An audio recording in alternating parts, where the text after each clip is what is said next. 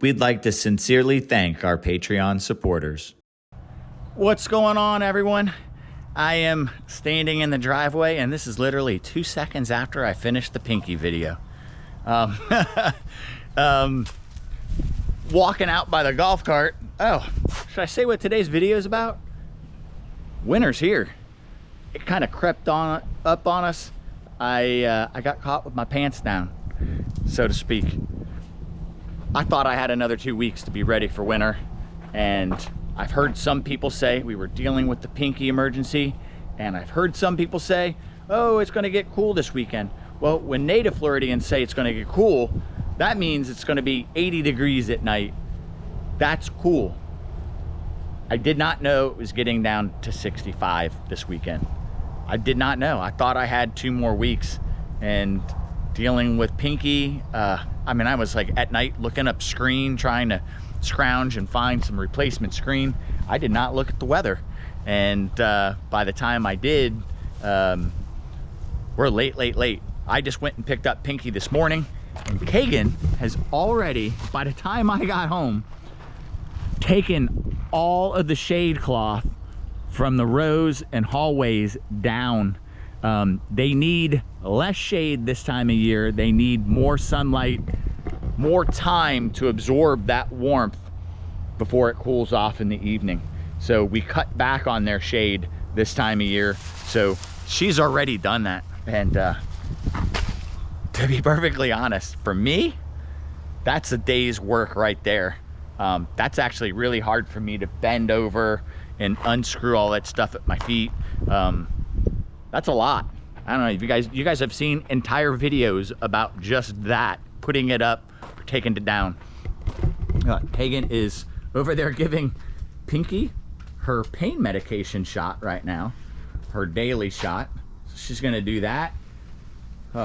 Reptiles are so good about getting shots. I, on the other hand, am horrible about shots. I know I'm talking like I have time. I have 0 time. By end of day, I really need to get some more electrical done to a point where maybe I can do an extension cord between 2 certain different areas or something like that. And I need to get flaps on all the hide boxes. I need to hide box by hide box, go through them and know that both heat mats are working on every single one of them. So they all need to be tested. It's a lot of animals to shuffle around, and I think I need to finish the electrical in row 4 and the crossover from row 3 to row 4 by end of day tomorrow. I think if I have an extension cord on a certain portion of that, I could finish all the underground stuff and then tie that in together for finality once the underground stuff is done. And then I can just tie it all in and eliminate the extension cord. I guess I'll show you that portion.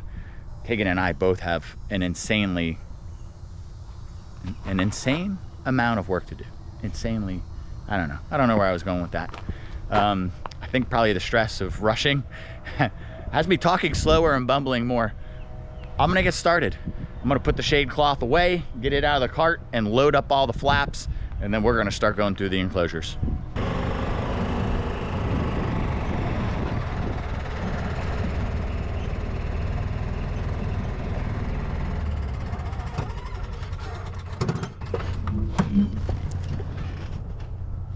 Pulling up in the backyard. As you guys can see, the hallways look a lot brighter now that Kagan took all the shade cloth off. That means these animals have a lot more sunshine. She's already moved Frank into Tequila's enclosure, so I can move the electric from Boba's over to here and start the first box in this line. I've got to finish all 10 boxes, all in gray PVC conduit, wired outlets, covers, all that good stuff. Good thing we already have the supplies, but yeah, I feel overwhelmed right now. But with Kagan here, I think we're a lot more capable, because normally this would be a scramble by myself. The flaps are set into the hallway by every enclosure. Some enclosures, all she's got to do is just run. I'm gonna want the power off because I'm doing the electrical work. So she's gonna pull an extension cord in and go to an individual hide box, plug in the lower heat mat, let it run 30 seconds, see that it's heating up, maybe a minute, might have to be a little bit. I think it's much lower. And then test the upper and know that they're both working, and then she could put the flaps on. Normally we pull the whole lid off to do it. I think in this scramble, if I have the larger 1x4 that's usually on the back side, if she can line it up where she thinks the flaps are closing and sealing the box well, she's just gonna screw it on from the outside. If she feels like no matter what she does, these flaps don't seal it well, she's going to, and this is me giving her instruction at the same time while I'm filming, go to another flap in front of another enclosure and try it. She may try one, she might try 2 or 3 and find one that seals properly, because normally I trim them to fit the enclosure perfect. So she may try a couple to find one that fits good. I think she's gonna go down the line with the easier animals, the animals that are away from their hide boxes or insanely distracted, like Onyx here. I'm sorry, Shrek. Shrek is obsessed with this female, and he's hanging on the screen to try and get to her. So he's nowhere near his hide box, not interested in it at all. He only wants to be with her. He's an obsessed teenager, is exactly what he is right now. He's actually more interested in her than food. She's gonna go down the line. I think you're gonna start on the water monitor area first, but I told her in general, just do anything that's easy, and I'm gonna start getting the supplies to run this conduit, measure it out, get it kind of in place. Then I gotta pull it back out and pull the wire through it and then put it all back together again. There's no easy way to measure it with all those crazy turns and everything that it does. Fun. Actually, this is not fun. This is not the fun part. I don't like rushing stuff at the last second. I wish I was just doing one task today and I knew exactly what it was. Going down this hallway, Drago leaves in 2 days, so we will probably put him with a temporary hide box, only needing a lower heat mat, because we may even transfer him in the hide box. He's going local, so we can always get the hide box back, or Kagan will move him into a transfer box. We'll see what happens. Either way, we're probably going to want the boxes back because we'll probably need them. And she's going to go down the row. We have a lot of empty enclosures right now. Pinky's up front. We lost a couple animals this year, and then we've been trying to thin the herd so we can expand cages. We want more large enclosures. So that's where we're at. I'm going to get started on that electrical, and Kagan on the flaps. All right, it's well after lunch. Kagan and I are working away. I have everything drilled to run the flex conduit to both sides to tie into that electric row 3 and bring it over to row 4. But I'll show you what I did. You've got that flex conduit, that exterior stuff isn't gonna come loaded with the 4 wires like I need, so I've got to pull the wire in there, laid it all out. I measured this to know it fits my run, and I need my wire hanging out 8 inches either side, and I'm about 3 foot short on that wire. I wouldn't have enough wire to do this whole run down this side anyhow, so I got to go get another 100 foot of roll. I'll wait till it's dark tonight when I can't get other work done and do that. What I'm doing now is screwing my boxes in and drilling to run the gray PVC conduit down this row of enclosures. I think I have it through just about everyone. I gotta crawl under Frank and get that last one, and then I'll have all my holes drilled. Got them all the way down the side, and all of them can go to that base 2x4 depending on the elevation of the enclosures or the size of the lay boxes or anything like that. We put some bigger lay boxes here for the white throats. Maybe they don't need to be as large. but I will show you. I have both of those. Frosty and Pebbles are pushed into their one enclosure, so I have this one to work in. So that box I had to elevate a little bit, not because this enclosure needed it, but the one with the lay box next to it and the one with the lay box next to it needs it. So those couple will get pushed up just a little bit. Just a 2x4 block will lift it up to where I need it. So I'm gonna start gluing all the pipe segments in, so I just have to push the wire through when I get the wire. So I'm gonna get as much as I can screwed in. And while I'm doing this, in the rain, Kagan is doing what I said, and she's doing what I said. You better do what I say. No. She is working on rows 1 and 2, testing all the heat mats, and I believe installing the flaps. But even if she's not, I think she's installing flaps, but if she's not, she's at least testing everything, making sure everything works and is ready for winter. She is in Diesel's, and he's in there while you're working? No, he's in the water. He's in the water. Well, hopefully he's in the water. This door's wide open. He's in the water. He's in the water. I just walked out. Okay. Yeah, so she's getting that one installed, checking for the clearances on the flaps. I'll walk in there so you guys can see. So that's not good enough, right? No, that's good enough. See, right now it needs to warm up and it's going to relax and hang down. It's been folded up in that pile. That one looks good. So yeah, she just needs to screw that in, and she's good to go. That was the only one so far that had a heat mat that was maybe not working. She's not sure. When she plugged it in, she got a little tingly feeling on her fingertips. Could be because it's raining like crazy, or maybe there's a bad ground or something in it now. I mean, some of these mats have been outside for 6 years, and I've only had one. Last year we found one not working. I'd say that's pretty good for outdoors. Nothing seems to last anymore. I'm pretty impressed. And I think I said that before. Drago's leaving on Sunday, so Sammy is gonna get a huge increase in her enclosure size. his Sammy is gonna get a 10x12 with the female, and the female, I believe, is ready. She is hanging on the screen, so I think Raven is ready for Sammy if we can get all that done fast enough. A lot to do. We may miss out on babies one more time with her, but that's okay. She needs to put a little size on. She's still fairly small female. About 15. She's already hanging on the screen obsessively, which is usually a pretty good sign. Just like Sonia is pretty much ready to go and she's hanging on the screen. It's usually a pretty good sign with the females. I'm gonna get back to it, and this is a miserable, cold, drizzly rain. Not cold, but for a Floridian, it's cold.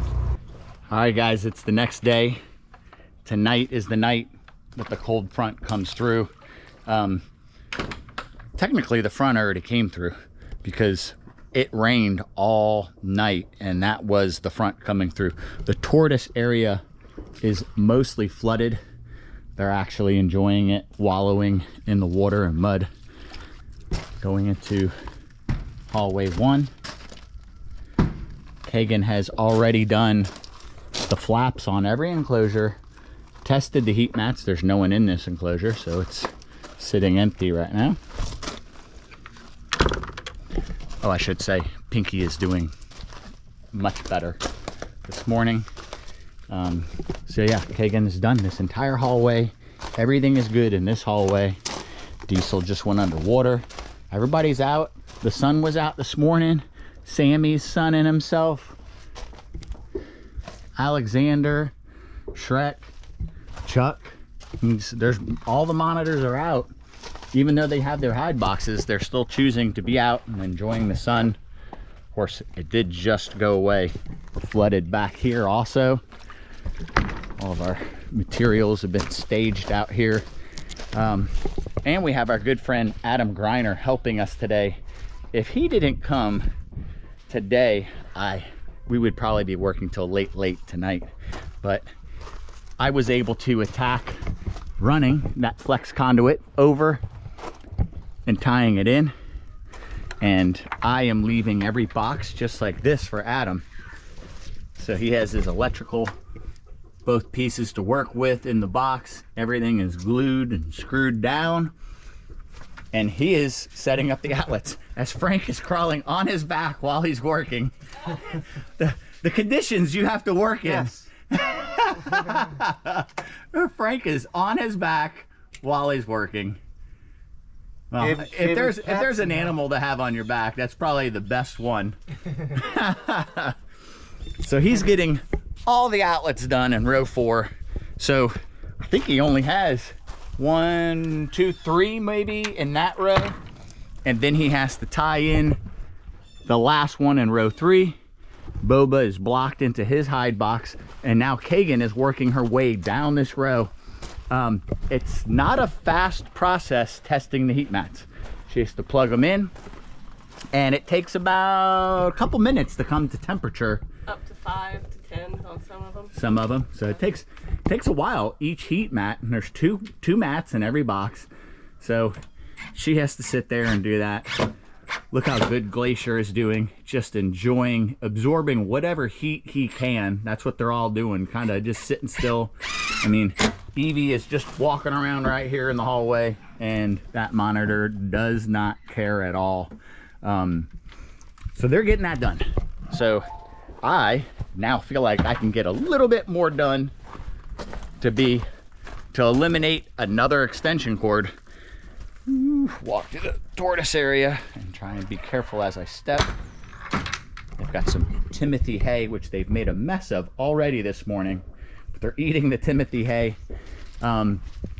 Is this jump right here to our switches for our upper and lower heat boxes.